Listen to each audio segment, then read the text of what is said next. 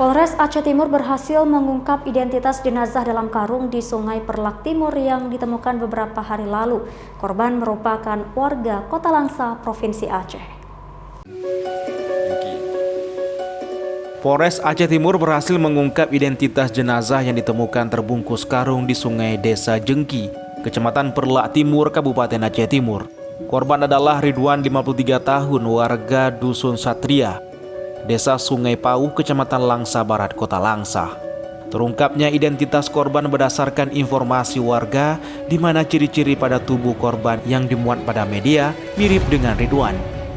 Mendapatkan identitas korban tersebut, tim Opsnal bersama unit identifikasi Satreskrim Polres Aceh Timur menuju ke rumah korban untuk memastikan informasi yang diperoleh di lapangan. Menurut tetangga korban, Ridwan sudah beberapa hari tidak kelihatan di rumahnya. Saat penggeledahan rumah korban ditemukan bercak darah di lantai. Selanjutnya, unit identifikasi Polres Aceh Timur bersama unit identifikasi Polres Langsa melakukan olah tempat kejadian perkara atau TKP. Pada mayat sudah membusuk dalam keadaan terikat tali di bagian leher, tangan, dan kaki. Diduga korban terlebih dahulu dibunuh, setelah itu dimasukkan ke dalam karung untuk bertujuan agar korban ini tenggelam dan untuk menghilangkan jejak si pelaku tersebut. Untuk perkiraan mayat sudah lebih dari 1 minggu baru ditemukan.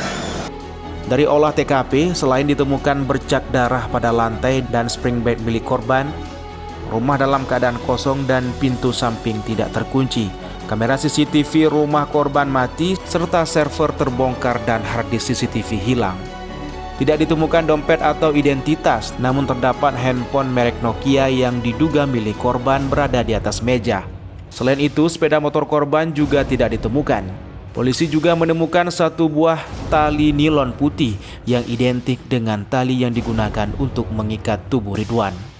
Kasus ini telah ditangani oleh Satreskrim Polres Langsa dan dibantu oleh Polres Aceh Timur. Dari Kabupaten Aceh Timur, Jufri Zainuddin, iNews melaporkan.